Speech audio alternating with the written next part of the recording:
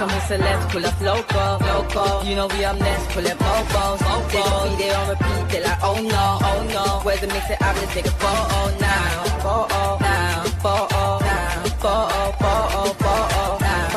For now, I'm loco.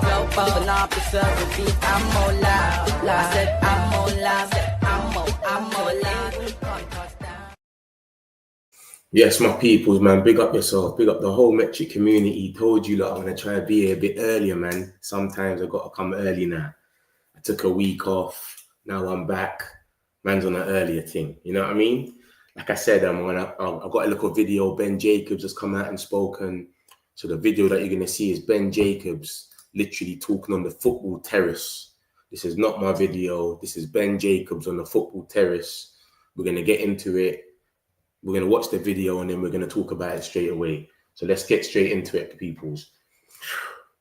In at the moment, but they're certainly still in talks and the deal is not dead. The reason why I wouldn't quite go as far yet anyway is say closing in, but of course things can move at super speed because we've not got much time left in the window.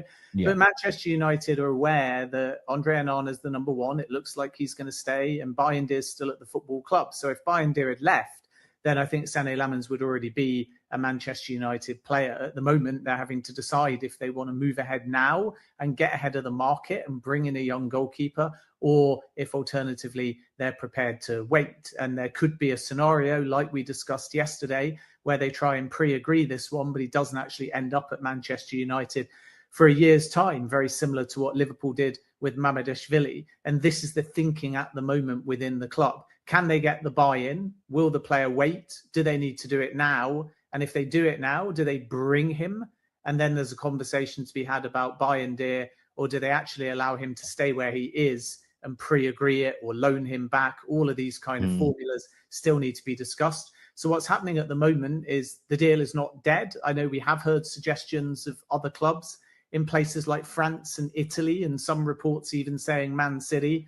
But Manchester United have been at the table for Sané Lammens for months. And what they're looking to do now is get that full player buy-in, which still could come in the next few days.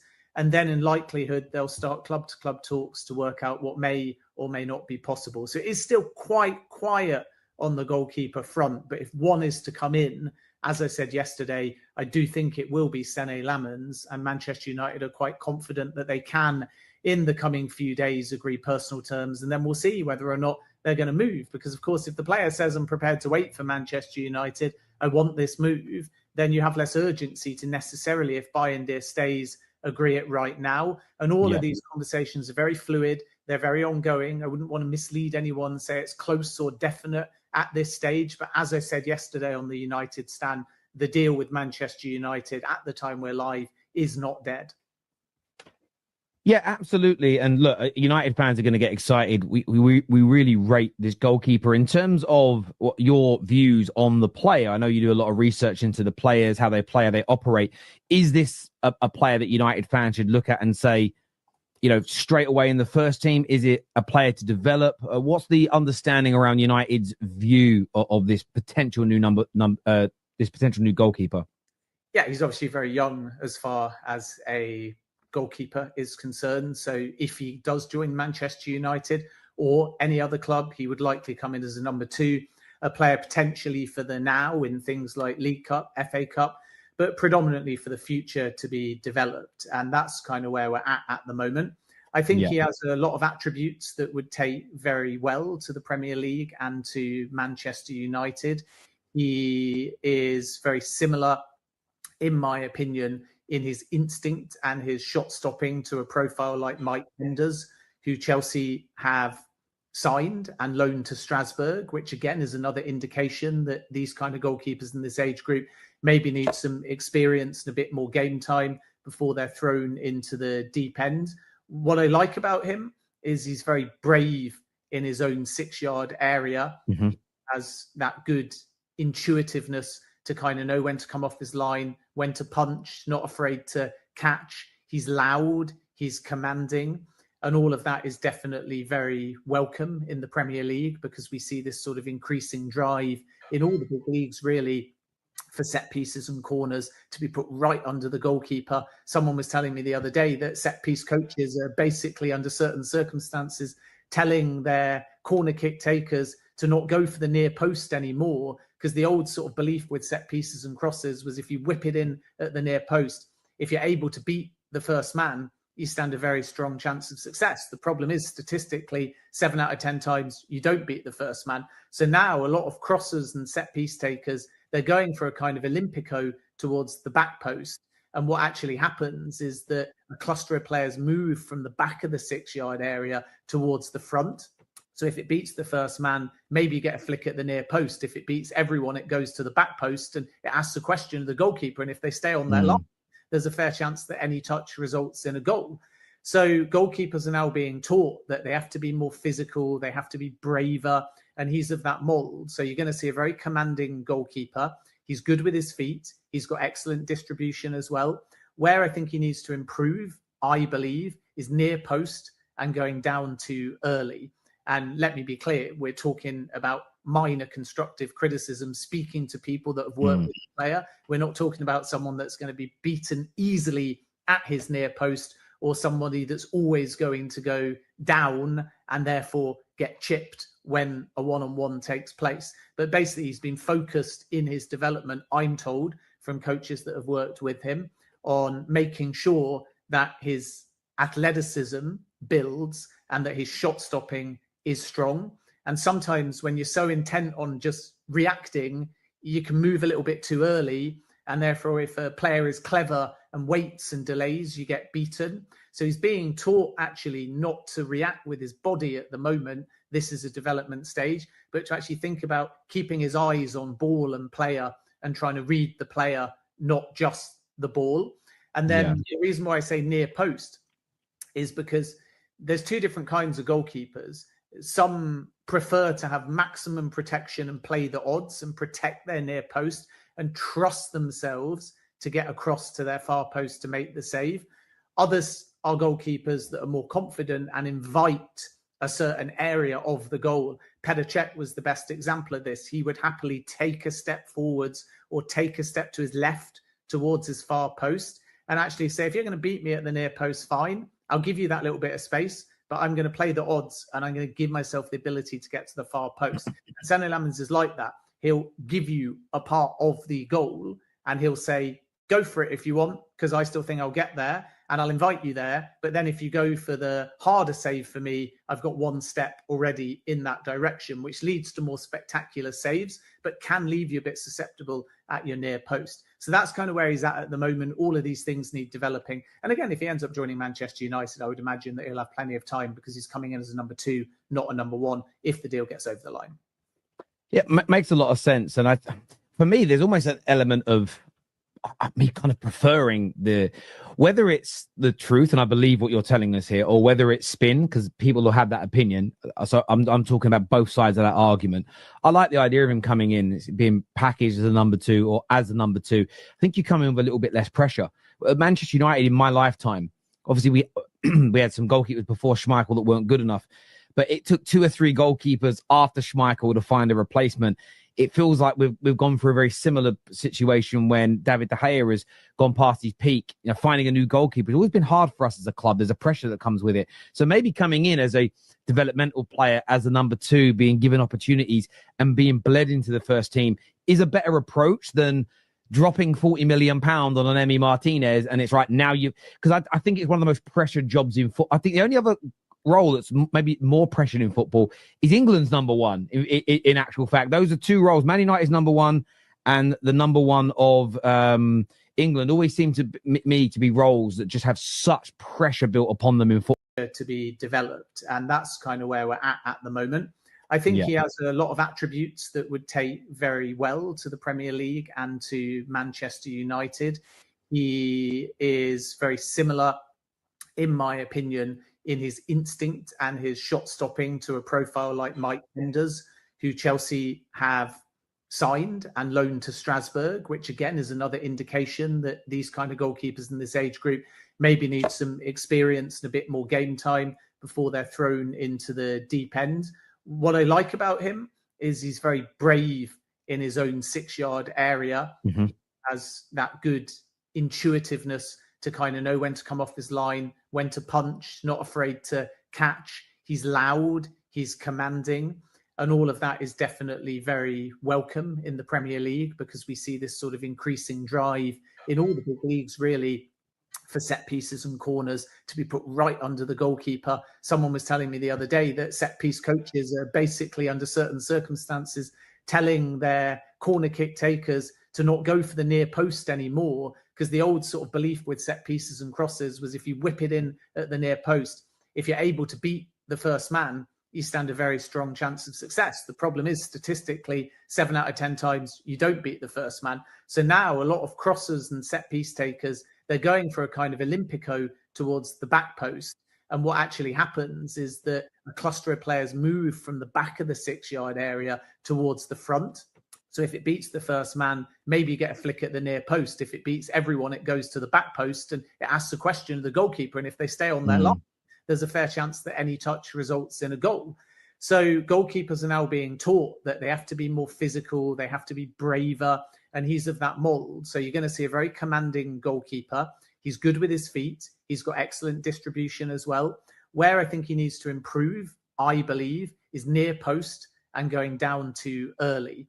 And let me be clear, we're talking about minor constructive criticism, speaking to people that have worked with the player. We're not talking about someone that's going to be beaten easily at his near post, or somebody that's always going to go down and therefore get chipped when a one-on-one takes place. But basically, he's been focused in his development, I'm told, from coaches that have worked with him, on making sure that his athleticism builds and that his shot stopping is strong. And sometimes when you're so intent on just reacting, you can move a little bit too early. And therefore, if a player is clever and waits and delays, you get beaten. So he's being taught actually not to react with his body at the moment. This is a development stage, but to actually think about keeping his eyes on ball and player and trying to read the player, not just the ball. And then the reason why I say near post is because there's two different kinds of goalkeepers. Some prefer to have maximum protection and play the odds and protect their near post and trust themselves to get across to their far post to make the save. Others are goalkeepers that are more confident and invite a certain area of the goal. Petr Cech was the best example of this. He would happily take a step forwards or take a step to his left towards his far post and actually say, if you're going to beat me at the near post, fine, I'll give you that little bit of space, but I'm going to play the odds and I'm going to give myself the ability to get to the far post.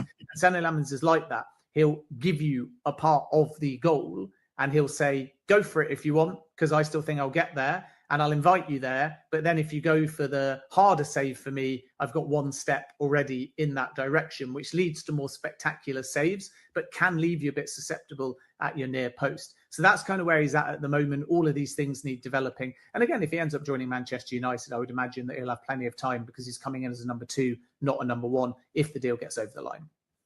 Yeah, makes a lot of sense. And for me, there's almost an element of me kind of preferring whether it's the truth, and I believe what you're telling us here, or whether it's spin, because people will have that opinion.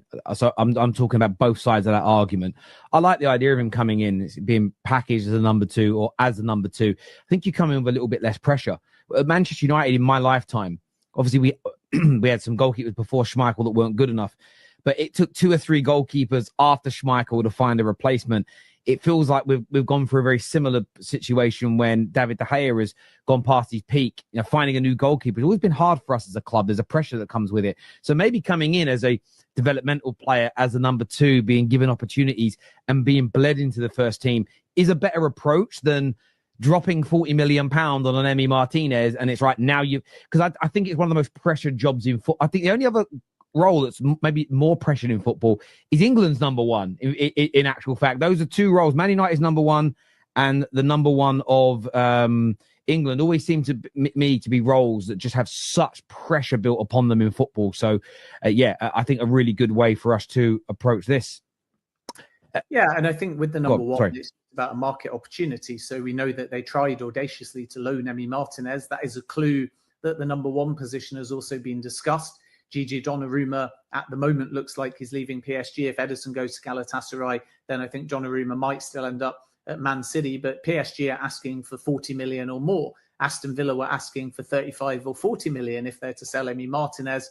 So the number one has been a topic of conversation, and you can never rule out a number one move at Manchester United because the window is open and they are going to have to look at Onana, but he hasn't been told he's not the number one. So I think what will probably happen is they'll continue to look at market opportunities, and then if nothing is available at market value in the next sort of 10 days for any goalkeeper, they won't sign one, whether a number one or a number two. There won't be a panic buy because Bayindir and Onana are still there. But it wouldn't surprise me if in 12 months' time, the topic of a number one at Manchester United is still something that we're having. By that stage, there might be more market value opportunities, because if you think about it, Emi Martinez, should he stay at Aston Villa, will have 1 year left on 1 year less, I should say, on his contract. So 2 years remaining. Mike Maignan, as it stands, will be a free agent. Donnarumma, if he goes nowhere, will be a free agent. So this has been the summer of strikers. Last summer was the summer of midfielders. And I think next summer, there'll be several goalkeepers at really good market value, some of them free agents on the market. And that's why I think we will be speaking about Manchester United and goalkeepers for quite some time, even if they had a young one between now and when the window shuts. Comprehensive update as ever. On the midfield situation, obviously a story that started to trend massively last night based on some information that you put out yourself along with Sam regarding, I nearly said Ben Stiller for a moment there. But Angelo Stiller, it's probably not pronounced Stiller because he's German, but it might be. But Angelo Stiller, very exciting young midfield player linked to Man United. What can you tell us about those links and any expectation of progression in the next 9 days? No, I mean, as I said in the reporting, there's no guarantee that anything develops. So I would expect certain people to be downplaying it. But I can guarantee you Manchester United have discussed Angelo Stiller internally, whereas I respect other reporting, and naturally Stuttgart's position will be no contact, no bid, no expectation that he leaves. But internally at Manchester United, he's one of the names that they've discussed. And that's pretty much it at the moment. So not a great deal to get excited about. It's going to be tough if they were to proceed to get him out of Stuttgart now, because there is a release clause, but it's not active until summer 2026. And naturally, people are very excited because they want another midfielder to come in now. But like we said on the United stand yesterday, there's also no guarantee of that. I'm quite skeptical of another midfielder arriving because it has to be the right profile at the right value. We're not talking about a body for the sake of it. And I don't even think we're talking about a squad player, because they know that in summer 2026, they're going to be back in likelihood for Carlos Baleba. And that money that they were prepared to spend this summer before they were clear that Brighton were not going to sell is actually kind of taken from summer 2026 budget. So if they go and spend 50, 60 million on a midfielder now, then that's almost coming out of the Baleba budget.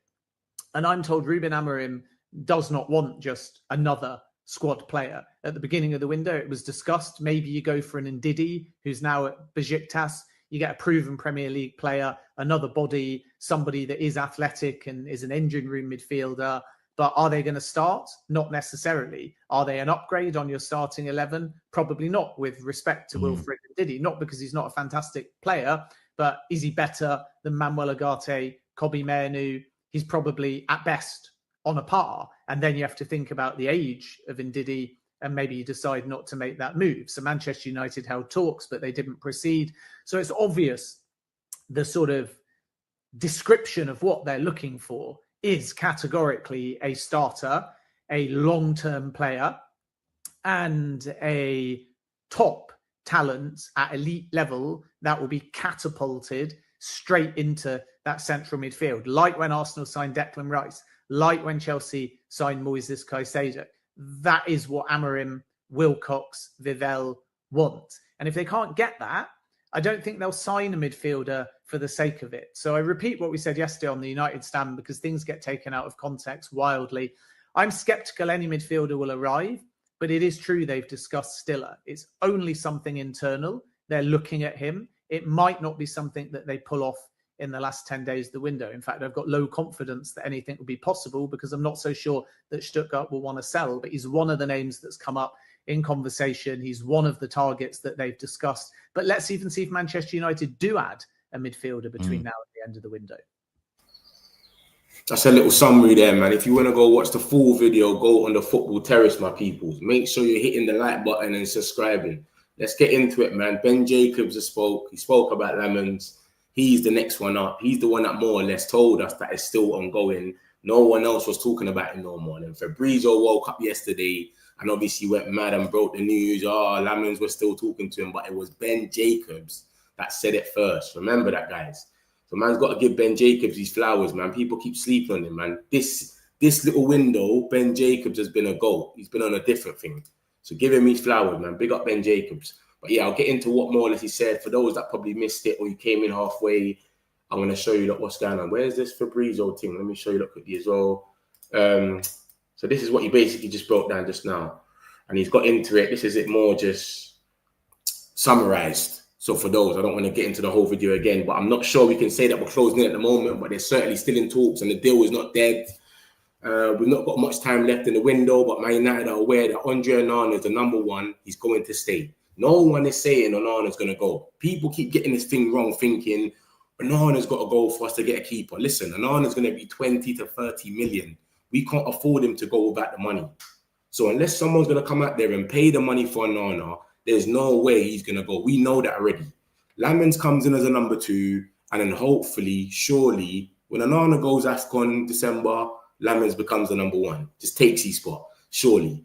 Anyways, the deal's not dead. We've got Onana. Bayern is still at the club. So if Bayern had left, then I think Lammens would already be a Man United player. Already. The only stalling is because Bayern hasn't left. So that's what he's gone on to say. And he says, what's happening at Man United at the moment? Are they looking to get a full buy-in from the player? And then obviously, boom. And obviously, we've got the buy-in. We've got the personal terms agreed. It's gone bananas. We're advancing. We're closing in, etc. As you can see from the next one, Man United have this afternoon advanced in talks with Royal Antwerp for Senny Lammens. Look at the date. That was yesterday. Talks on club and player side resumed on Thursday and moving quickly. So now it could just go bananas all of a sudden. Man United in talks with Lammens, not expected to impact the future of Onana if the deal comes off. It'll be about 17 million. And like I said, we've got the personal terms agreed. That was all yesterday. It went crazy. Man United have now agreed personal terms with Senny Lammens. Lammens will cost about 17 million, blah, blah, blah. And everyone was getting into it more or less. So Lammens looks like he's going to get wrapped up very, very soon. That's the situation with Lammens, man. And for those that don't know, Lammens is dope when it comes to keeper. He's got the most saves in the world last season. He's prevented the most goals. I know stats can only go a certain way, but people are talking about this, the Belgium league. Mate, I don't think it matters what league it is if you're a goalkeeper. The goals are the same. People are still taking shots from a close proximity. You're running out, you're clamming crosses. It doesn't really matter. If you're a defender or striker or something and you're dealing with some rubbish defenders or something cool, but what's the difference if someone's going to be in front of you taking a shot? Point blank range. I don't think there's any big difference. This is more stuff about Lammens as well. Just Fabrizio coming out and saying the talks were underway. This is a Belgium source in the middle saying that it was 17 million. This is a bit of Lammens stats. Mental. Let me show you a proper one where you can see more about Lammens and him compared to all the keepers that we've got right now. Look at this geezer. This one looks a bit far. This one here. Let me show you a different one. This is just Ben Jacobs before it saying that we really like Lammens, etc. Look at that. No keeper in the world has more saves than him. No keeper. Literally. Different. And when you compare Diego Costa, Lammens, Donnarumma, and Onana, let me make this a bit more closer so you lot can see what's going on. Diego Costa's the blue one. Lammens is orange. Then you got green, which is Donnarumma, and then the purple pink one is Onana. This geezer's different, man. When it comes to saves, aerials, all the little fundamentals that we're looking for in a goalkeeper. Just come out, just let them put a cross in and just hold the ball, mate. Just hold the ball when a cross comes in. We're just asking for the simplest things, the bare minimum. And they can't do that, mate. This geezer can do it. So hopefully, man, he has his time. They call him the baby Courtois. He's Belgium as well. Who knows? We'll see, man. But This geezer has the most saves in the world last season. He prevented the most goals. So his stats go a long way. I don't think we've ever signed anyone that's got something like that. And like I keep saying to you lot, I don't think it's going to change much because you're a goalkeeper. All you got to do is command your box. Look after your box like you've been looking after it. It doesn't matter what league you're in, mate. Yeah, the Premier League, they're probably going to push you a bit on corners and all of that. That's a little bit different. But the ball's coming into the box and stuff like that, it should be exactly the same as you're doing it now in the Belgian league. There shouldn't be no difference. The box is the same size. Both of the posters next to you are the same.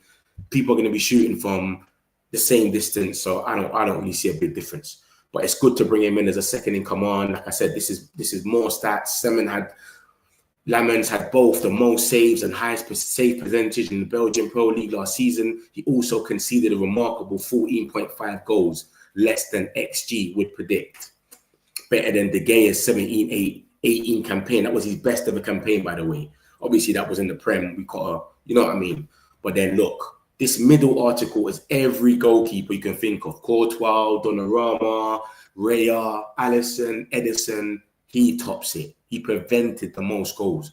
So he's got some good actions with him. He's saving a lot, even just the way he moves. I know he don't come off his line too much, but he saves with his feet as well. I don't know if you lot have seen it, but you can go and watch some comps. There's a comp out there on Twitter, this one here, Rising Stars. It shows you a lot of his saves within like 3 minutes or something. So you can go and check him out. This geezer's the truth, man. And it's another smart buy as well. 17 million. If it goes left, no problem. 17 million, what's that? This is exactly what we done with Dorgu. 26 million. Everyone called him rubbish. We didn't give him no patience. Now look, everyone's saying, right, that's a steal. He's turning out to be good. Give these guys some time, my people. Same thing with Xerxes. 5 months. He's trash. Get rid of him. Now look at him. No one wants him to go.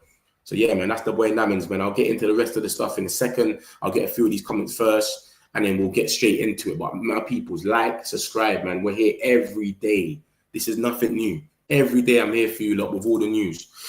Personal terms already agreed, 100%. What's going on with Brighton and Antony? I missed the start. I got you, Langy. Don't worry. I'll show you that in a minute.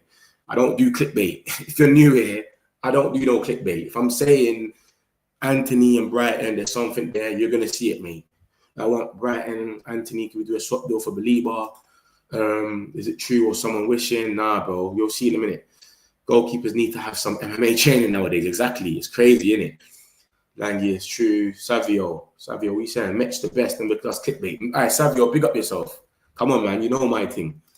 Savio's my guy. Rather spend 40 quid in bigger and sticker gloves for Onana than 40 quid for Donna. Yeah. Donnarumma, it's his wages that's killing him. If Donnarumma had low wages, I think they'll go for him because he's won the Champions League. But even him, you got to remember, before they got to the latter stages of the Champions League, he was making hella mistakes, bro. Ferdinand that was saying, oh, the PSG team's good, but their goalkeeper's a bit dodgy. And then the latter stages, he started bailing them out a bit. And then everyone started giving them the ratings. But come on, bro. I don't know, man. I don't know. Morning. Big up yourself, GC. Keep going, young man. You'll build a community. Chippy, love, man. Appreciate you, bro, man. We keep going, man. We got the metric community. We just got to get it worldwide. You get me? But come on, my brody, man. So that's the situation with Lammens. Like I said, Ben Jacobs just come out and spoke about it all. And he said, bro, in advanced talks, it's very likely to happen. Onana does not have to leave. And listen to this, guys. We've been getting bamboozled. Let me put myself back on the screen. We've been getting bamboozled for the whole summer from Ineos. We got to sell after this. We got to sell. We ain't selling no one. We don't care. The money's there, bro. We got loans coming out of our arse. We've got everything happening, mate. We don't need to sell no one because we all got bamboozled. After Mbumo, we need to sell to get a striker. We all sat there scratching our head. When are we going to get a striker? Gyökeres, all of these guys. Bro, they bought Sesko. And then now the same thing. After sales, blah, blah, blah. Even if you look at this last result, look at this one here. Look at this last article. There have been contact between Man United and Rowe Atworth around Lammens. However, the Tom Heaton have signed a 1-year deal this summer. The feeling is that United would not bring in another goalkeeper without someone leaving. Everyone's getting bamboozled. That's Simon Stone. They've probably briefed him that he's come out here, pull it, and then boom. Literally about an hour later, we've agreed personal terms with Lammens. So they're getting fooled themselves, a lot of them. Do you know what I'm saying? So they've bamboozled all of us. They've let it know they ain't got money. They've done it well in us. They've let it know we ain't got money. So when they've gone to these negotiations, mate, everyone's just even though we've still got it, like Brentford's hard to deal with and whatnot, but still, you can tell what they're on.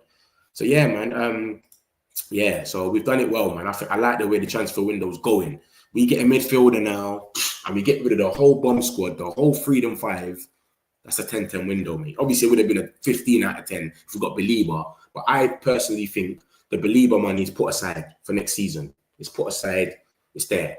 And obviously, I showed you some articles about Baleba next year. It looks like next year is going to be the Baleba time. Fabrizio Romano came out yesterday and said United have an excellent connection with Carlos Baleba and his agent. The club will maintain his name very high on their list. They will try again in the future. And in the middle article, he come and said, Man United have very good connection with Baleba.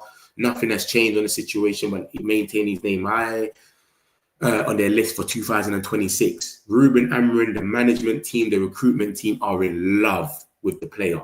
They believe he's the perfect player and remains one of the big names on the shortlist for the long term. United will definitely try again. So next year, we're going for Baleba, mate. And next year, Brighton said they will sell him. They're already molding their guy. They're in the lab right now. Tony Bloom is in the lab right now, making the next Baleba, Caicedo in the lab. He's saying, I'm not selling him this season. I need 6 months minimum to make the guy.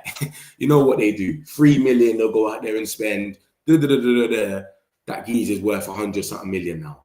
So, yeah, next season, I think we're going to go for him. We might have some competition with Liverpool, though. We could have some I think Liverpool, the only people that can really compete for us. Rodri's back for Man City. Arsenal, I've got Rice and Zubimendi. Chelsea, I've got Caicedo and Lavia. Spurs, come on, forget about it. I think it's Liverpool. They went for Zubimendi, it never worked, and they haven't got a 6 since. So the only play, obviously they want Isaac, so their money might be going there. But if they go win some more trophies and they get more money, they might go out there and do a mad spend again. And if they get Baleba on top of Isaac or something, it's long for everyone. That's the only other people. But as you can see, we've done the groundwork already. United have an excellent connection with Baleba and his agent. So we've done the groundwork where we're plugged in with them. Maybe they got a little verbal agreement that we don't know about. We're definitely going to come in for you, Baleba. Make sure you're sticking around. Who knows? But we'll see what happens with that. But yeah, man. So it seems like I think the Baleba money is put aside for next season. And I think if we make some sales now, so if Garnacho, Antony's and Sancho's go, maybe we get a little midfielder for now, a young one, not a young one, but like a cheap one, because Collier's gone on loan. Collier's on loan, so the money is there for a midfielder. The space is there as well. Next season, Casemiro leaves on a free, 350k gone off the books. 1, 2, 3. Baleba come in, more headroom for you. Let's go, brother. You know what I mean? That's what I think is going to happen. But we'll see what happens with that. I'm going to get into the Hojlund stuff. Then I'll get into the Antony stuff as well. Don't watch nothing. Let me get a few of these comments. I told you we're getting Lammens for months, bro. Let's go. Come on. I've been telling you. Lammens. I've been on the Lammens chain with you lot heavy slices. Trust me. Now we need either Lamine Camara, Eduardo, Angelo, or Lucien Wu. I need anyone. Anyone that can progress the ball and do these things and not leave them gaps. I'm with it. I'm getting goosebumps. Good morning, everyone. Big up yourself, Thomas, as well, man. Let's get into Hojlund. Understand now, Napoli are now advancing in talks to sign Rasmus Hojlund, bro. They're advancing in talks to sign Rasmus Hojlund. Positive talks today with Hojlund and his camp about contract terms and project for long term. Man United are informed about talks and are ready to get the deal done if Hojlund and Napoli agree on terms. But as you can see, positive talks. From time it's been positive talks, they're more or less going to sign him. And then he goes on his YouTube video at 12 o'clock at night, as he does, and he said this: Napoli are open to signing Rasmus Hojlund with an obligation. This is the first team that's come to us this season that said, yes, we will sign you with an obligation. You know what I'm saying? Like everyone else has been saying stuff like loans, straight loans or whatnot, or like Roma gave us the money for Sancho, but everyone else wasn't coming with no loan talks. It would just be straight loan. Real Betis for Antony, loans like Rashford, loan, blah, blah, blah. Obligation now. We'll take him off your hands forever. Remember, Rasmus was saying, I will leave Man United, but I don't want to be coming back after the World Cup. And after the World Cup, I'm sitting there. Do I move back to Manchester? Am I going to be part of the bomb squad? Am I going to be left alone? No. Let me know from now. If I got to leave, let me leave with obligation so I can play for the badge wherever I go and be confident and be comfortable. So if he goes to the World Cup, hopefully he does, he can just come back after that, and he knows he's going back to Italy. Napoli, he's ready for the next project. Instead of him sitting there in limbo, does Man United want me back? Are they going to try and sell me? Blah, blah, blah. So that's what Hojlund's mentality's been. At first, he was saying, I only want to stay at Man United. Then he became 6th choice. Remember that, guys. He's 6th choice now. We got Sesko first, Xerxes second as a striker, Cunha, Mbumo, and then we played Mason Mount as a false 9. Remember that. So that's 5 people ahead of you. You're 6th choice now. You've gone from number 1 to 6th choice. He just realised it's long. They bench me for Everton, bench me for Fiorentina, bench me for Arsenal. It's a myth. So now he's giving up and he's saying, you know what? If I leave, let me just leave an obligation, which I rate him for. Good on him. You get me? He's not sitting there and trying to play games, and he just understands, and it didn't work out. It is what it is. He's not sitting there saying mad words or moving like Garnacho on Twitter or Instagram and doing weird little subliminal stuff. He's just literally saying, Brad, if I leave, I'll leave an obligation. And then obviously Fabrizio said this last night on his YouTube, the message coming from Rasmus Hojlund, I love Manchester United. I want to stay at Manchester United, but if they don't trust me, I'll go out on loan with an obligation, not an option, because I want to feel the confidence of the new club. So I will go out on obligation and go forever. There's no point me going, coming back, because if they don't want me now, why are they going to want me in a year or 6 months? That's what he's coming with. So I rate him, and he's a Man United fan. Obviously, he got thrown in it, innit? He got thrown in the deep end. You get me? We can't really blame Rasmus, innit? It just didn't work out. He got thrown in the deep end. There was no backup for him. Look at our team now. It's more better for him to come in now than before, because now at least Sesko's the man. If it's not working 70th minute, go get your 20 minutes, Rasmus. Tired legs. So it's more better for him now, but it's just like it's a bit too late. And remember, guys, Hojlund and Berrada came out and said, if a player does not perform in 18 months, he has to leave the club. So remember that, guys. Do you understand? If a player does not perform in 18 months, he has to leave the club.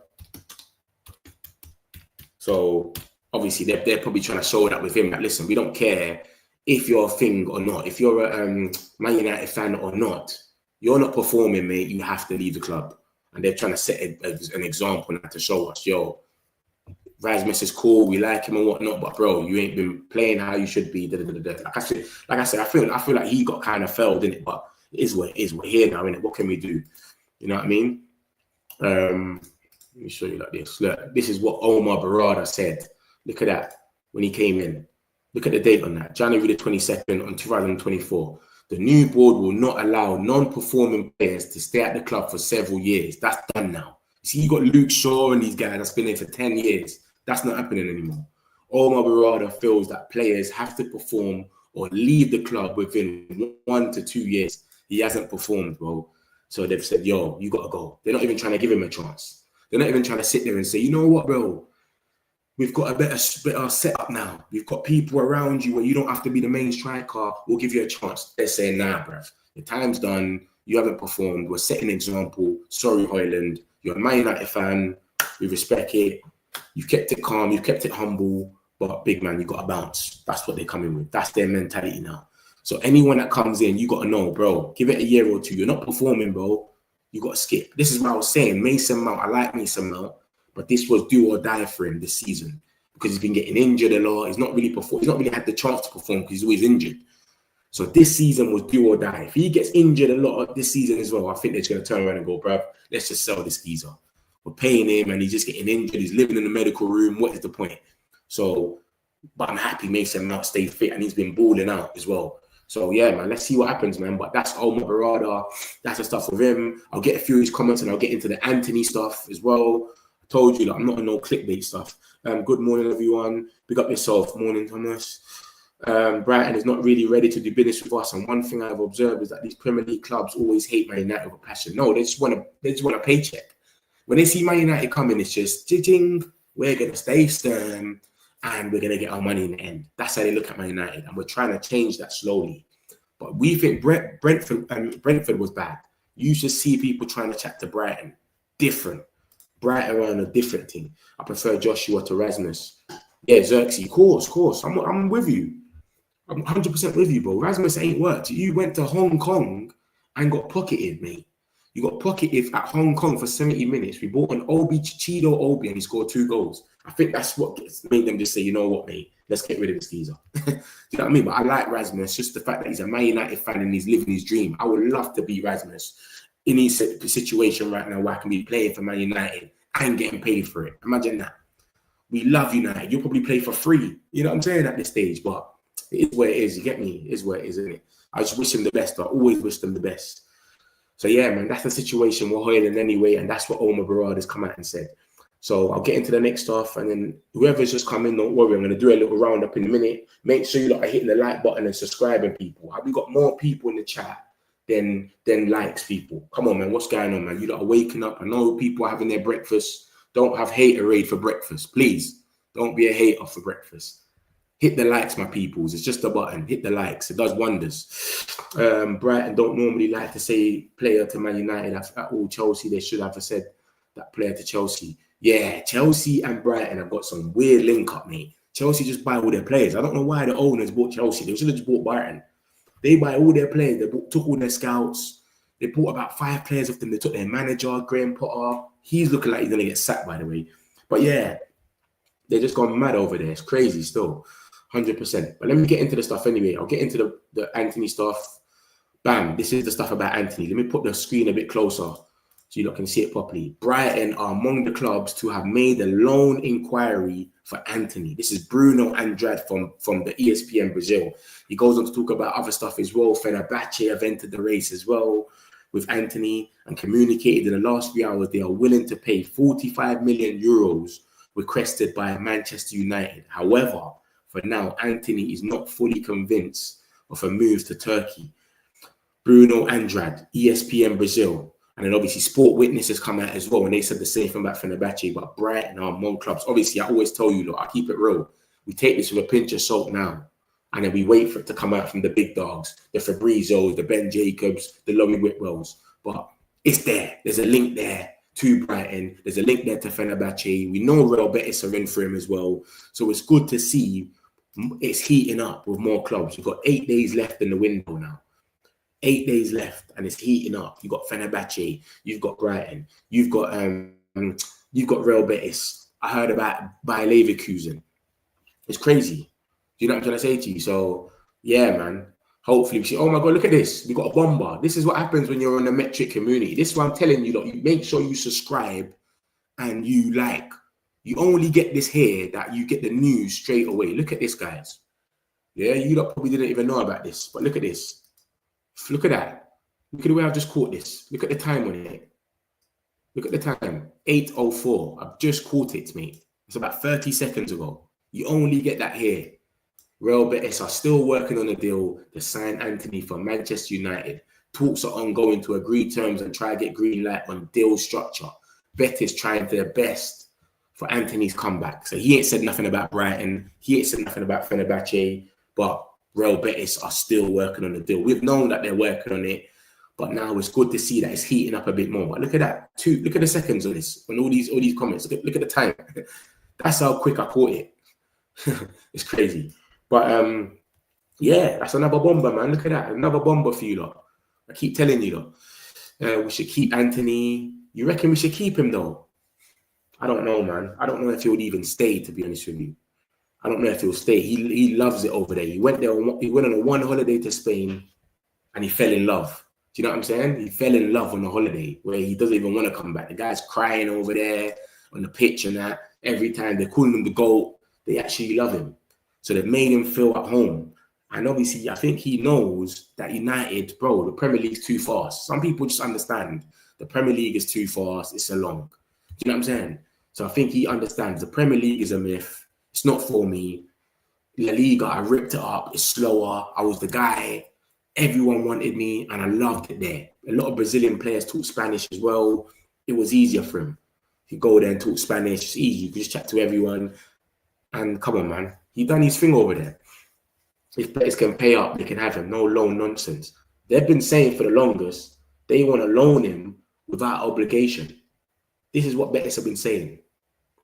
They want to loan him without an obligation. So they had him on, we gave him a loan already. We said, yo, here you go. You can go. He went there, ripped it up, and then now they're saying we still want him on another loan. What type of foolishness are they dealing with, me? Come on, man. Take the geezer, pay the money for him, man. Pay the money for him. You want him, pay the money. If Betis can have him, yeah. Whenever Man United scout players, the other clubs go in for that particular player, and when they arrive, they flop. Imagine Darwin, who was playing for. Yeah, I remember that. We were close to signing Darwin. Remember Gakpo? Gakpo was close to signing for Man United, and we just didn't make a bid. And then Liverpool went in for him. I wouldn't say Gakpo's a flop because he ain't had long enough, but he's not what we thought he was going to be. And you're not going to say Liverpool fans even say that, like, rah, don't know about Gakpo. He's inconsistent, blah, blah, blah. You understand? But he's not, I wouldn't say he's a flop yet. It's too early, but you know what I'm trying to say. We should bring Antony back and then deport him. Different. Real Betis. Boy, we'll see what happens, man. But Real Betis are working on that deal, man. I've caught it as it came, man. Literally. You understand? So we'll see what happens with this, man. But like I said, Brighton apparently in there. But like I said, I tell you that all the time. Always wait for the Fabrizos and that to talk about it until you take it serious. I'm going to bring you all the Man United related stuff here. Everything's going to be here. But it's up to you to believe it or not. I don't believe everything. Some of the journalists, I don't really rate them. I'll tell you, this journalist is a bit of a fraud or not. I don't know them. I can't vouch. But sometimes what happens is you'll have a little journalist like ESPN something, say something, and then you think, oh, he's talking rubbish. And then what will happen is a few, give it an hour or two, Fabrizio will say the same thing. But he won't even give this guy his ratings. Do you know what I'm saying? He won't even give this guy his ratings. That's what happens. You understand? So that's what happens. So that's the Antony stuff, man. He could be going Brighton. I don't know why he's got a Newcastle shirt in that picture. Half Newcastle, half Brighton. But yeah, he might be going Brighton. He might be going Fenerbahce. He might be going Real Betis, who really want him. What's happened with Rasmus? With Rasmus, this is the latest stuff with Rasmus. Napoli are now advancing in talks to sign Rasmus Hojlund. Positive talks today with Hojlund and his camp about contract terms and project for long-term. Man United are informed about talks and ready to get the deal done if Hojlund and Napoli agree terms. Napoli are open to signing Rasmus Hojlund on loan with obligation. They're open to doing it. So it's looking kind of promising now. We're linked to the goalkeeper. Rasmus looks like he's on his way out. Betis are putting in for Antony. Bro, it's looking promising. Garnacho and Chelsea. What's his name? Fabrizio keeps saying it's going to be a here we go. Like, I maintain my position. Like, I've never ever, I don't know about you lot, but I've never ever seen Fabrizio Romano be this confident and here we go is going to happen before a bid's even happened. There's been no bid in this whole Garnacho thing, but he's so confident that it's going to happen that I've never seen it before. I've never. Look at this. Look at the middle article. I've told you since July, my feeling is Garnacho will go to Chelsea. This will be a here we go, and I maintain my position. How do you know? We're saying we want them to pay 50. Chelsea's saying that they want them to pay 30. How do you know the deal don't collapse? We don't agree on a fee. No one ain't bidded nothing, but he's so confident that Garnacho's going to go. He's saying, I maintain my position. This will be a here we go. And I've been saying it since July. Different. This is what I'm saying. I've never seen a man say that. I've never seen him say that about nothing, about anybody, ever. What's happened with Rasmus? You said that Fabrizio getting paid. Fabrizio is definitely getting paid by Garnacho's agent. I'll tell you that this for free. Because even the whole summer, he's been putting out briefs. Garnacho wants to stay in the Premier League. Garnacho will not leave the Premier League. Garnacho to Chelsea. He's been going mad. He's been trying to push this team the whole time. You know what I mean? So we'll see what happens, man. We'll see what happens to that one there still. Yeah, man. So he's pushing the Garnacho team differently. I've never seen no one do that, man. I've never seen any sort of transfer that he's done that. Like, they ain't even bidded yet. Man ain't even done a bid. And he's already filmed. And he's already, look at this. Someone's tried to do Fabrizio dirty. Regarding, we got some more stuff about Rasmus Hojlund as well. Let me show you some more stuff about Rasmus. Look at this. So we got regarding Rasmus Hojlund and Man United. The Dane arrived on a 5-year contract, meaning Man United were committed to amortized fee of 14.4 million per year. Additionally, he earns approximately 4.4 in wages annually, leading a combined annual cost of 18.8 million. Naturally, with 3 years to still remain in, the club owes 43.2 of his initial transfer fee, which is his book value. Some people have quoted a potential fee that Napoli will agree to pay as 40 million. I don't believe this at the time. If this was the case, United would have called at 3 point. That's cool. That's calm. 3.2 million loss on Rasmus is calm. Trust me, that's not that bad. Do you know what I'm saying? Someone done Fabrizio dirty and got all the here we goes that he got wrong. Look at this. This is all the here we goes that Fabrizio's got wrong. João Pedro to Watford. Here we go. In 2022. Ziyech. Hakim Ziyech to PSG. Here we go. Never happened. I remember that one there like yesterday. Malacia to Lyon. Here we go. And then Malacia ended up coming to us, right? It's crazy. Isco, here we go. Look at this. Bear, here we go. This guy got wrong, mate. Isco, here we go. Didn't go through. He stayed at Betis. Samu Amiraden, I remember when he done this. Here we go. And that didn't even happen. They ended up getting João Felix instead. Gabri Vega. He even got community noted for this one. Gabri Vega. Here we go. This guy ended up going to Saudi. So yeah, man, the lows are here we go. This guy got wrong. Look, he done Ziyech again. Al Nassr, here we go. Oh my days. They're onto him. Moise Kean. Remember, he played against us again when we played Fiorentina not too long ago. Here we go. Here we go. Bruno. Yeah, he said this recently, right? This is recent. 24th of May. Last year. We ain't seen this geezer. So yeah, my man's just getting onto Fabrizio, man. Onana, here we go. He never joined Barca. Tyler Adams already did first part of the medical for Chelsea. He's at Bournemouth now. Messi to renew contract at Barcelona, and he left. That's crazy.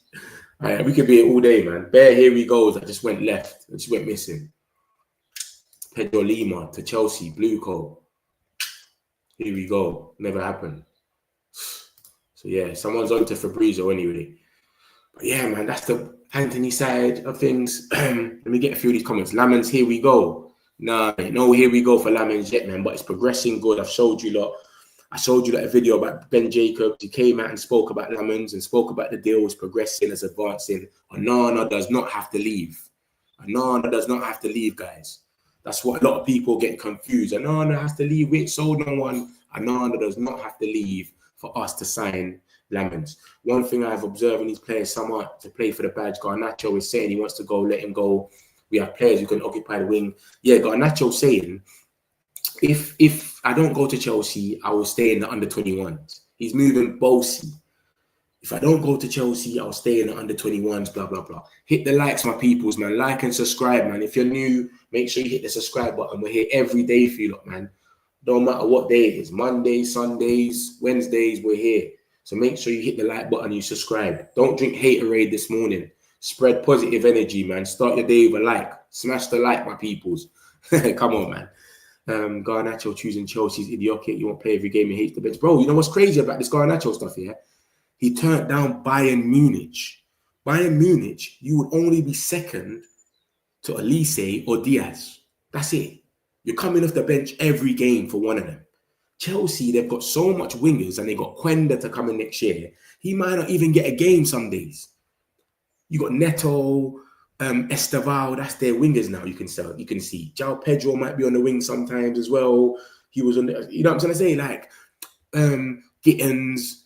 Who else have they got over there? They got Mudryk still to come back. If with his band, whatever, Quenda's coming, bro. They got that George kid. They've got wingers galore.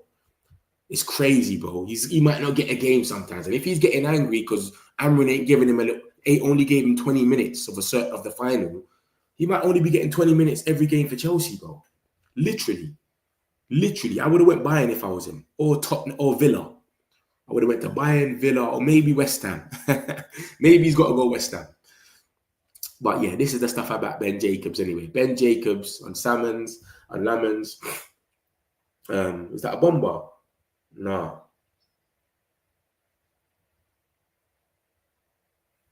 No. Yeah, so yeah, this is them talking about Lammens anyway. This stuff is going to heat up. I think we're going to get a here we go. It seems like today it's advanced so much, this Lammens thing, and it went so crazy yesterday that I think we're going to get a here we go today, you know. I'm telling you, like, if it's not today, it's got to be over the weekend, surely, because everyone was saying it's close, advancing quick, we're closing in. Everything is crazy about the Lammens thing, and it's happened so quick as well. I don't think we've done a transfer so quick like this. Our thing always drags out a little bit. We start talking, give it a few days, and then we get here we go. So I think this one will be quick, man. Trust me. Yeah, this is what I'm saying. My man's getting subbed off. He's going to be getting 20 minutes at Chelsea. Definitely he's not going to get the minutes he thinks he's going to get. He should have went to Bayern. But that's what I'm saying, man. He would have played every game at Bayern. Every game. I hope we also get Baleba in before deadline day. This is what I'm saying about Baleba. The Baleba stuff, this is the news about him. Obviously, we love him, and he's still high on the list. But I think we might respect Brighton Munich. We might respect Brighton, man, and just say, you know what, you lot are saying you want him for next season to go. We'll just wait till next season. I think we might respect them, but you never know. After these sales, we might just go in there 120 million. Who knows? We might just wait to deadline day and put 120 million. But Brighton are so weird, they might refuse that. And then say, nah, mate, next season we'll sell him for 120 anyway. Like, bro, they move like they don't need money. Do you understand? So I don't know, man, but we've got an excellent connection with his agents and Baleba himself. So the fact that we've got an excellent connection with him puts us a bit. And then we got Lenny Euro that played with him in Lille. We got Mbumo. We got Onana. A lot of people that are plugged in with Baleba. And then this is what Ben Jacobs said about Baleba a few days back. He said, trying with some crazy bid, you might be damaging the relationship. It might not be what the player wants. So Baleba might be settled right now. He thinks he's going to leave next season. No problem. I'm going to get into game time. And then you go put in 120 million. It unsettles him now because Brighton are not accepting it. It brings him back to that mode that he thinks he's going to leave. Brighton say, no, you lot have gone mad. We told you lot not to bid. He's not for sale. They're angry with us. They don't want to do business with us no more. It messes it up for next season. Baleba's vexed because he's now unsettled. 120's gone in for me. I've smashed the world record for the Prem. Come on, you have to let me go. It goes mad. So that's what Ben Jacobs is saying. Trying with some crazy bid, you might be damaging the relationship with Brighton. And it might not be what the player wants. He might be settled now. All right, I'm not moving house. I'm cool. I'm here. Boom, boom, boom, boom. I'm ready for the league. Look at what Hojlund's doing. Hojlund is saying, I only want an obligation if I leave because I don't want to be unsettled. So when the season ends, I don't want to be sitting there going to the World Cup thinking, do I go back to United? Am I going to be part of the bomb squad? Do they want me back? Am I going to be sitting with the under-21s? No, I want to just have my team set up and ready. Napoli, obligation, please. Let me stay there. I know what's going on. It's simple. And remember, he said the other day that Wharton is a dream target for United as well. However, Eze's departure may mean the door might be shut for Wharton. It's true there's an appreciation there for Hojlund, but they haven't made a bid. So we appreciate Hojlund, obviously, because what's his name? Ruben was obviously with him. That was his manager. That was the captain. The same way we're here. Bruno was our captain. If Ruben Amorim was to go somewhere else, to Saudi, still be linked with Bruno every single game, after every single window, because he's the captain of Man United. It's easy to link us, but we'll see. We can offer Antony and money on installments for Baleba. That's if the Antony stuff is true, of course. That's if the Antony stuff is true. Remember, take this with a pinch of salt. I never bring you no journalists and tell you lot, this is what's going on. No, bro. Take it with a pinch of salt for now. We've just seen what's happened with Antony from someone actually reliable. And he didn't say nothing about Brighton. You know what I'm saying? He said, Real Betis are putting in the work. He didn't say nothing about Brighton. He didn't say nothing about Fenerbahce. He said Real Betis are still working on a deal to sign Antony for Manchester United. Talks are ongoing to agree terms to try and get a green light on the structure. You understand? So take the Antony thing to Brighton with a pinch of salt for now until we get more links. That's how I go with it. When I start seeing more links brewing, say we get it from ESPN Brazil, we get it from another journalist and another journalist, that's when you got to think, rah, something's going on here. Something's brewing. How we got journalists from different countries all saying the same thing? That's what I say. When you see it from one person, it's just one person can just make something up or whatever. We ain't getting Baleba this summer. Yeah, man, like I said, it's 2026 is what Fabrizio's saying. That's what he knows. But you just never know, though. They said Casado ain't leaving that summer. Casado left. Do you understand? So you just never know. 115 million went in for him and he left. They said he wasn't leaving. So that's just what Brighton do. And they like blind bids. They don't want to tell you no number, nothing. They just tell you he's not for sale. He's not for sale. They want you to just put a mad bid in. It's crazy. Exactly. They're trying to buy him cheap to probably sell him later for double, triple the price. Exactly. That's what they want. They're going to have him on the bench and they sell very good. So they're looking at it like they'll buy him for 35. They can probably sell him for about 55 or something. You know their thing. Villa, or probably, you know what's crazy? They'll probably sell him to Arsenal for about 55 million next year. That's what they'll probably do. They'll buy Garnacho for 35, have him coming off the bench a few times, and then sell him to Arsenal next year for 55 million. Villa, he would have game time. Napoli, he would probably be a starter, be a star. Bayern, can't believe he wants Chelsea. I don't get it either, bro. I don't get it. That's Garnacho we're talking about. I don't get it. Baleba next year, probably, hopefully, love Baleba. Yeah, I think the Baleba money's put aside, man. I think the Baleba money's put aside. Now we get a Lammens, and I think now we sell who we can, the little bomb squad, and then with that money we get, we can go and get a little midfielder, a cheap one, if anything. And then next season, when Casemiro goes, the Baleba money's there. Because remember, guys, we're more or less shoring up our team. What positions do we need to get next season? Harry Maguire's going to leave, and Casemiro. So that's a centre-back and a midfielder. So we can go and get Baleba then, go spend nice on the centre-back as well, whoever's good out there. Maybe a right wing-back. Do you know what I'm saying? What else do we need next season? And then depth. If someone goes, say Ugarte goes, replace him. Stuff like that. But we don't need no positions like that. Like we needed this year, we needed a striker, etc. So I think next season's the year, man. Antony's a rat like Sancho and Garnacho. I can't wait. All three of them are away from this club as far as possible. I kind of liked Antony, you know. I kind of liked him. I was like, the way he's conducting himself, he's not too bad, etc. But when I saw that he was rejecting every single club, that's when I said, this guy's mad. You understand? He's kept every day. Remember, I'm here every day, guys. So you know, make sure you like and subscribe. I'm here every day with all the news. So I've got news from ages ago. Antony's rejecting everyone. So remember, I've got to report the news, so it stays on my head. You understand? Why does this scrub want to play for Betis? Yeah, look at this. Look at this. Antony has rejected a move away from Man United for the third time this summer. He's still holding out for Betis. This is on the 5th of August, mate. So about not even a week, about a week and a half ago. Maybe longer than that. You know what I'm saying? 5th of August, 2 weeks. Antony has rejected offers from Saudi, Italy, and Germany. He's made it clear to Man United he only wants Real Betis. Antony is in direct contact with Betis officials who are urging him to hold firm. Betis will wait until the end to push for another loan. Look at the last two words. No obligation. How can you take a player on a loan, then want to come take him on another loan? That doesn't make no sense. This is some Jack Harrison stuff.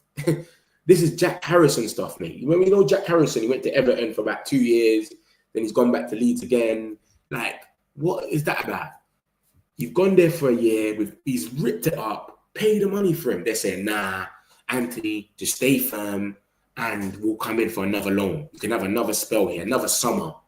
And then look, once he does this loan, if he goes out on a loan, next season, his contract will have 1 year left. Antony has a contract till 2027. So if he goes this season on a loan for another year, by next season, he'll have 1 year left. This is what's going on. This kid is rejecting everyone. So I liked him. I was like, Antony's conducting himself well. He's crying. I felt sorry for him. But then when I see he's rejecting every single club, and I know that Leverkusen wanted him, Atletico Madrid, Saudi, Como, says Fabregas' squad, and now apparently Brighton want him, Fenerbahce, etc. And he's rejecting everyone for this one club. It's crazy, bro. We need to put a sell-on clause for Garnacho in case they want to flip him. Yeah, put a little something on there, 100%. Because we can see potential in him anyway. We can see something in him. Good morning, United fans. 4-1 to United tomorrow. Just play Sesko. We're going to rock. Oh, bye. Say Lammens a good signing. Now get him mid. Exactly. That's what we're trying to do, man. Get a midfielder next. That is the plan. Come on, my peoples, man. That, you know what's crazy with Fulham, though? You see, every time we watch us play here, we always get gassed. We're going to win 4-1. We're going to win 5-0. We're going to win. But see, Fulham, it's always marginal, you know, by 1 goal. That's the thing about Fulham. It's always marginal. It's always like 1-0, 2-1. It's always close. It's never just straightforward. We blow them out the park or 2-3-0. It's always close, mate. So I want to say 4-1. I wish I hope we beat them 4-1, but I think it's gonna be closer than that, man. I think it's gonna be about 1-0 or not even that. You get me? But we haven't lost to Fulham for how long? Since 2009 at Craven Cottage. That's how long we've gone at Fulham without losing there. So we've got a good record over there, but mate, yeah, look at this. Look at this, guys. Let me show you, look. This is us at Fulham. Look at this.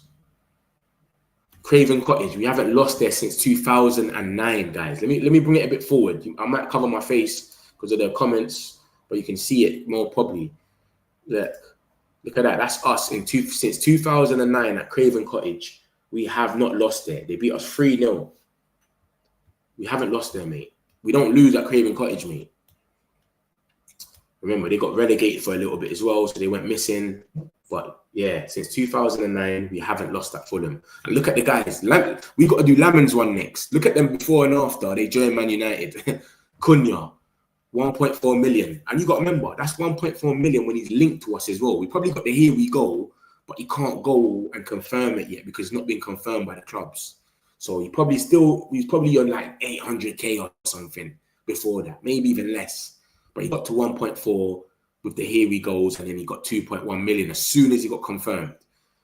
Mbumo, 463,000 confirmed. Man United top, 1.1 million. He's probably on more now. Sesko, 451. Sesko, 1.3. It's crazy. But yeah, Fulham, it's always close, man. Trust me, always. But this is the yeah, if you look at the last ones, look at that. The last four, 2-1, 2-1, 1-0, 1-0. The last one, that 1-0 was Martinez's goal. The 1-0 before that was, who scored that one? Was it Bruno? Bruno's goal, was it? Yeah, outside the box. And then that 2-1 was Garnacho, late finish. So yeah, it's crazy, man. Let me get a few more of these. Why they want to play? It's going to be a starter. You will, man. Hope Antony doesn't get replaced Sesko tomorrow. I definitely put a sell-on clause. Hopefully we get a here we go for Lammens. I can't wait till we actually sign him so I don't have to watch the scrub on Onana depressing me. You know what's crazy though? I don't think we're going to drop Onana straight away. I think that would be kind of rude. I think we'll keep Onana in and then we'll bring Lammens through slowly. Probably like Carabao Cup and little things like that. And then Onana is going for a whole month. He's going to AFCON, remember that. So when Onana goes to AFCON for a whole month, that's when I think we will go out there and put what's his name? Lammens. Lammens will come true. When Onana goes for AFCON, he's gonna come true for the month, obviously, because he has to be the keeper. I can't be buying there. And then I think after that, we're gonna be so stable. He's gonna steady the ship so much that we're just gonna say, yeah, we're fine with this. Lovely. That's what I think is going to happen. So I don't think it's going to be a thing where straight away you're going to see Finn come. I don't think it's going to be a situation like that where Lammens is going to come and start starting straight away. I don't think that's going to happen. That's a bit rude still. That's very rude. I don't think that will happen. I think he won't want to do that to Onana. Onana is a big guy in the dressing rooms. You got to remember that, guys. Remember that. Let me put myself back on the screen. Onana plays a big role in the dressing room. You can see the way he moves on the pitch. We'll have a free kick. This guy's running all the way from the goal line for a free kick. He is got main character syndrome. So you don't want to spread that to the dressing room. So that's why I think they won't just outright bench him like that. It'll be different with it. Let me show you that about thing. This is when my man's gonna go to AFCON. Onana. And then this is when Lammens will come. And this is the games that Lammens will have to play regardless. Do you know what I'm saying? When AFCON starts. I know we got Villa, we got Newcastle. Hopefully Newcastle ain't got a striker by then. But yeah, let me show you. Like, this is exactly when it starts. Let me share my screen with you right now. Hold on. I don't know why they have AFCON at these times, but they've got to show it a bit more respect, man. Put AFCON, you're putting the Club World Cup and silly things like that at things times. Like, we're not on summertime, but you don't want to think. So cool, look at this now. Let me share this. Boom. So this is AFCON. This is when it starts, the 21st. This is the 21st to the 21st of December. Let me go and share. Let me share my screen with you lot right now. Hold on.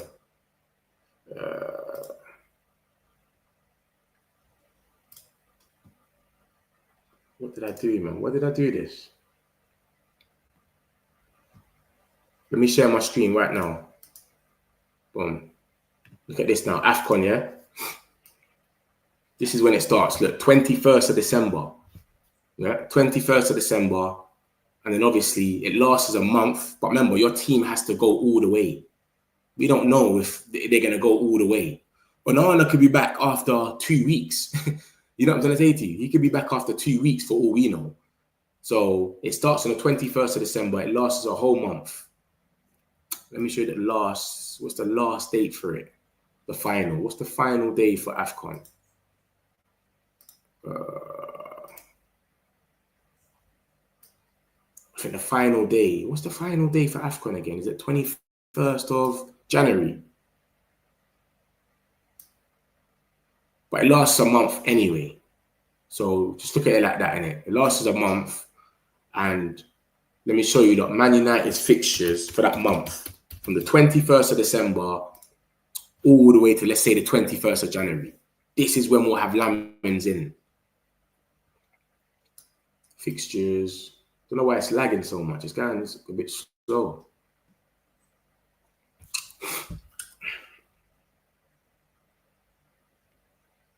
Okay, let's see the fixtures now. From 21st of December all the way to the 21st of January. We've got Liverpool, Brighton, Forest, Tottenham. Yeah, cool. So let's start here. Look, 21st of December. So wait, there's one more team here. That's going to be, look, Aston Villa. They might even leave here. This is when they might even leave. They might leave. He might leave after this game. Straight after this game, Onana might leave. Remember, it's Onana, Mbeumo, Ahmad, and Mazraoui that are getting AFCON. You know, we're losing 4 players. So they might leave right here. 13th. After this game, they leave straight away to go train with their team, etc. And then the 20th, we're going to Villa Park. They're not going to be there. Mbeumo, Onana, Ahmad, and Mazraoui. And then we've got Newcastle at home, Wolves, Leeds, Burnley, Man City. So they're coming back in between this game here, Man City and Arsenal. But obviously, we're looking at who goes all the way. Do you know what I'm trying to say to you? Whoever goes all the way is probably gonna miss this game. Onana plays with Mbeumo. Ahmad plays for Ivory Coast, and Mazraoui plays for Morocco. They can't all make the final, so someone will be back by then, but we don't know who will be back. But that's the teams that they're gonna miss. That's the games. So just say 1, 2, 3, 4, and the Villa game, 100% is getting missed, and Lammens should be in for that. So yeah, and then he might miss City. Might miss Arsenal, depending on how far they go. They might not go that far. I hope Antony don't get the loan move he wants to Betis. They sold a lot of players. Exactly. They sold Cardozo. They sold a few players. They could buy him outright, but they don't want to. They're just being dumb. Last weekend was a lucky day for Arsenal. We got the moves. It's just the midfield and the goalkeeper 100%. We won't play at Sesko tomorrow. This coach will stick with the same front three because we played so well against Arsenal. Cunha, Mount. After 10 games, we want to be right up there. Some teams going to have it hard way too. Sesko will start. We need Sesko up top. I'm sure he's fit. We played well. Yeah, man. We need him to start, man. He won't. He will stick to the same 3 attackers. You're very confident in it, MUFC. I back Amrin. He needs very good players. Dorgu for me is awesome. Very talented. That's what I'm saying. This is why I told you lot to give these players some times. Look what we're saying about Dorgu now. A lot of people are talking rubbish about him straight away. Let the coach start. Sesko come and match. Hold on, let me leave the Antony thing on there for now. Let the coach start. Sesko come and match. We need to play Kobe instead of Casemiro and Ahmad for Dallo. But I think they only care about Ahmad. Well, Ahmad change. We as United fans should be more positive and back Ahmad. We can't change coaches every 2 seasons. Kobe doesn't have the legs and he plays too much like Bruno, so it messes up the balance. He probably get some minutes to sub. Yeah, I think he will. I can't believe we lost the match against Arsenal still. Bro, it is where it is, man. If we lose anyway, we have to lose with integrity, man. We lost with integrity where we should have won. I was at Old Trafford that day and everyone was clapping. I've never seen us lose and we clap like that. I ain't seen it happen. I've been to a few games. So that just showed everyone was saying, you know what? We see what was going on there. We was unfortunate to lose. The goalkeeper done us, but it is where it is. So come on, man. No one's gonna win 38 games. This is the Premier League. It's too hard. Everyone's gonna lose. The Invincible's only been done once because that's how hard it is. So come on, bro. Let's just get into it, innit? Like, it's gonna happen. We're gonna lose eventually. But obviously, no one wants to lose. But bro, we put in a good work. So the fact that we even put in that shift there shows, mate, we're with it. And we played like that a little bit in pre-season already. We're playing the was it Bournemouth and all of that. We were playing like that. But everyone was saying, oh, it's just pre-season, people are not up to speed, blah, blah, blah. Now look, we're still kind of playing the same. So the more they keep training and the more they keep playing like that, the more they keep understanding each other, the more they're gonna get there. We'll see, man. Hopefully we'll get there, man. And mama, now they're gonna get ready to start playing with Sesko. Do you know what I'm trying to say to you? So yeah, this is look at this. Fabrizio, this has just come out as well. 8:28. Some more stuff about Hojlund. Told you that you don't always get the bombers here first, man. Let me share my screen again and show you a lot about Hojlund now. Some more stuff about Hojlund that's just come out from a video that Fabrizio done. And he's basically saying the same things that I basically told you, to be honest, really. Napoli are pushing to sign Hojlund. They spoke to Man United. They're open to doing loan with obligation to buy for Man United. It's the perfect solution. So they're prepared to say yes. So they're going to do what we want. We want the obligation to buy, and they're open to doing it. Napoli are talking to Hojlund. The contacts on Friday between Hojlund and Napoli was so positive. There's a concrete chance to see Hojlund leaving Manchester United and going back to Italy. It was positive. So that means the personal terms were fine. Everything's going good, mate. So we could get a here we go today because they're ready to send their obligation to buy. They will have positive talks as soon as they. So look, Man United are prepared to say yes. So everything seems good. So if we're saying 40 million obligation or 35 million obligation and Napoli are saying cool, it's all on Hojlund now. Hojlund is positive talks. Hojlund has said he's gonna he just wants to leave an obligation. It seems like it's gonna happen, man. Brighton don't want Antony, complete rubbish story. They can't afford off his current wage for starters. Like I told you all the time, Goldstone. I bring you all the stuff. Just take it with a pinch of salt until it comes out from more people, more reliable people. So you're probably right. It probably isn't nothing. ESPN Brazil, I can't vouch for them. I don't know what story they've won, but I bring you all the Man United news. So you take it for what you want to take it for. You know what I mean? That's true. If we play like that tomorrow against Fulham, we'll absolutely annihilate them. They won't be able to handle exactly. You get it. But you got to remember, though, everyone's a bit different, though. With Arsenal as well, I'm more scared of the Fulhams. I'm not really scared of the big teams. When it came out, we've got Arsenal, Chelsea, City. I was like, fine. Because with Ruben Amorim, we don't get moved to by these big teams, bro. It's always narrow. But it's the Fulhams and the Brentfords and the Brightons, them teams that will more let you have the ball, break us down. That's the teams I'm more scared of. So Fulham is going to be trickier. It's not going to be the same, bro. It's not going to be the same because they're not going to let us have the ball like that. They'll let us have the ball more, break us down. That's where we want to see this Ruben Amorim ball. You know what I mean? Every Premier League team are going to have a hard time, just like us. Is Lammens done? They're done. No, not done yet. Not done yet. Soon. I'm sure once the team finally clicks, it's going to be dangerous. Bro, I want this team, we play one game a week, to just be a fortress, bro. You know when these guys are going to play Champions League, these Newcastles and that, they're looking at it and going, we got to go play PSG on Wednesday and then we got to go to Old Trafford. And they're just going to run at us. That's how it needs to be. Man are scared to go to Old Trafford. Look at what happened with St. James Park. How was St. James Park turned to a fortress? They were nearly relegated recently.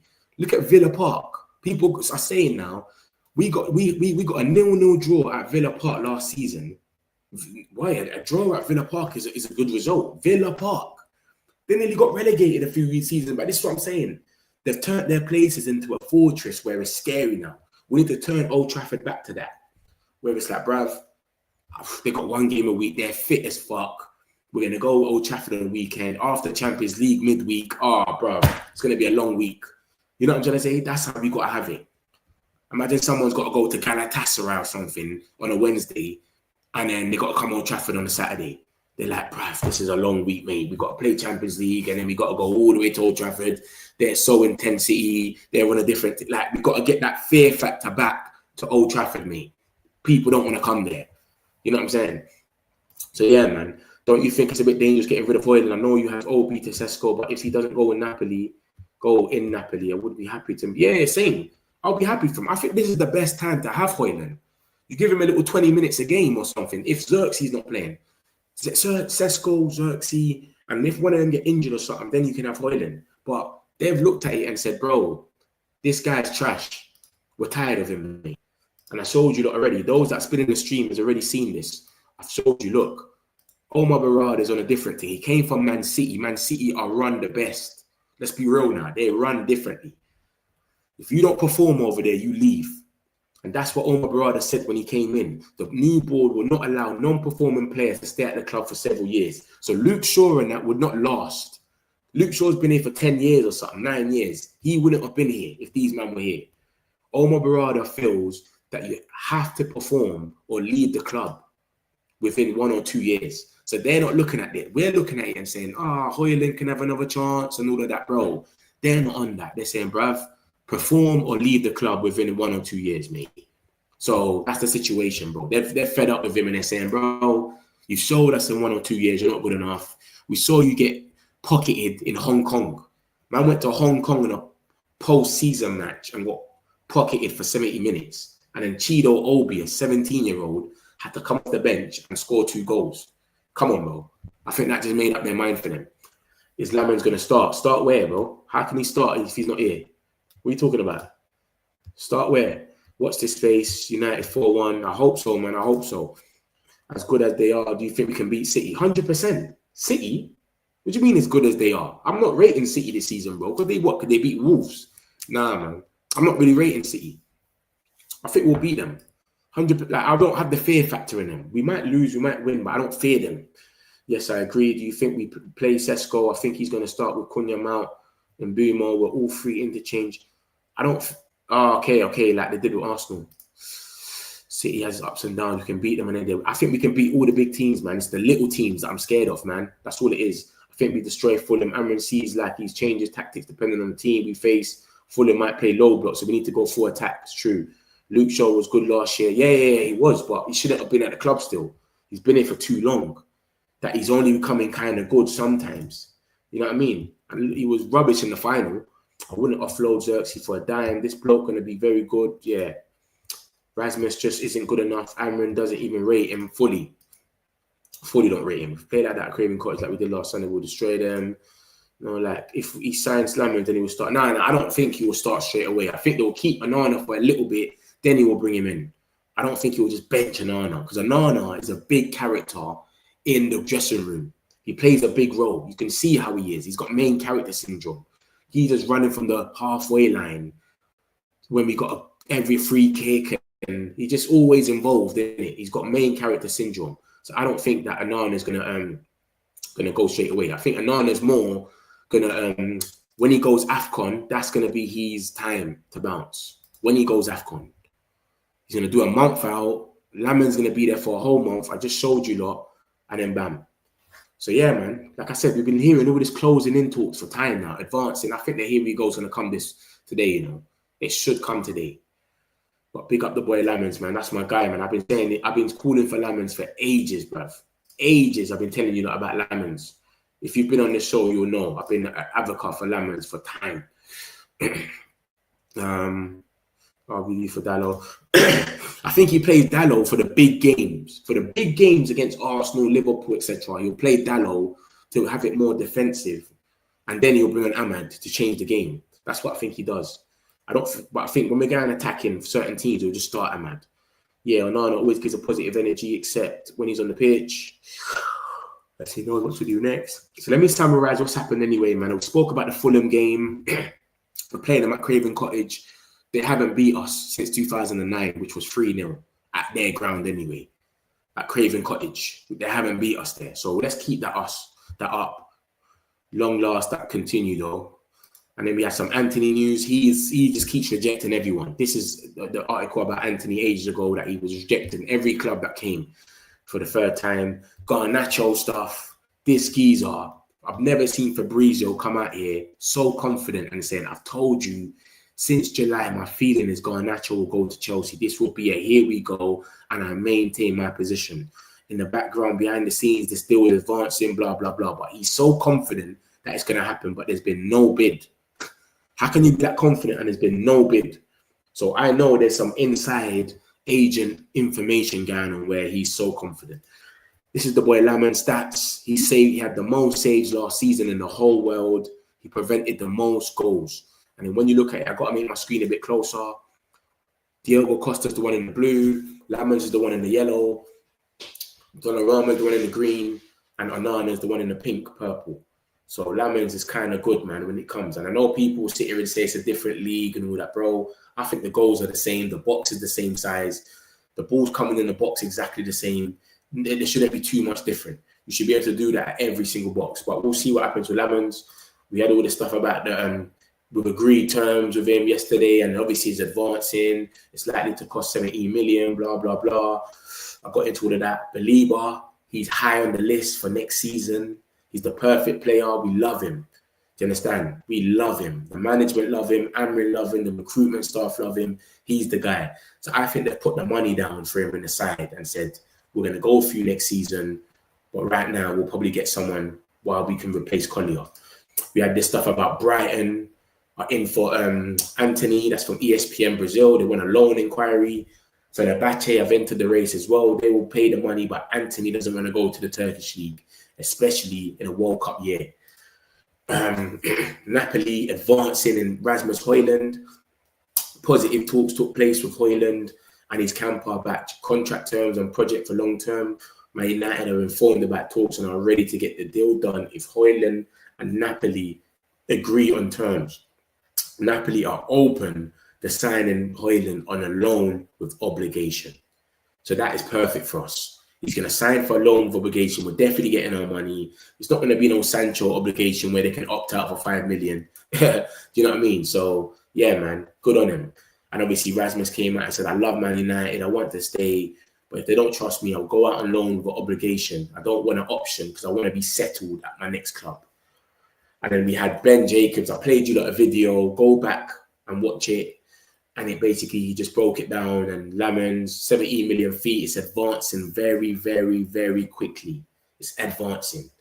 So we're going to see what happens with this Lammens stuff, man. It's growing. We agreed terms with him already. Everybody came out yesterday and saying, we're close. So we should get a here we go very, very soon, man. It's seeming like that's the next thing up because we've already agreed personal terms with him. 17 million is nothing, mate. 20 million euros. Come on. That is nothing. So we shouldn't even be squabbling over that, to be honest with you. Yeah, if Amrin doesn't put Sesko, I know he ain't serious. This not Sesko or Chelsea or City. Let's beat Fulham 2-0. West Ham relegation. Yeah, they're going to get relegated. The way they're moving is mad. We can't complain for now. We missed with the chances we had last weekend. So this week can only do better. Lammens, best keeper. I saw that they value him at 25 million. The rest are smoking over there. Now, I saw that they valued them at 25, 30, 35. They're just taking the piss, really. Everything that we hear is just them taking the piss. But I don't think we're going to sell him for less than 30, I'll say 40 million, man. If we anything under 40 million, we're literally getting bumped. You understand? And remember, they sold Madueke for 52 million and they bought Gittins for 55 million. And Garnacho's got more goals and assists than both of them. How does that make any sense? So, yeah, it don't make no sense. And we've got this, we've got some news about Fabrizio's come out of another video this morning about Lammens again. Look at this. Not that.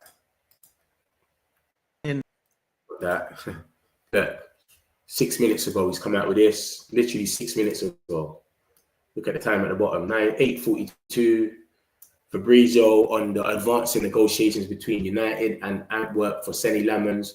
The negotiation between Man United and Antwerp for Senny Lammens is advancing well. Very, very well, mate.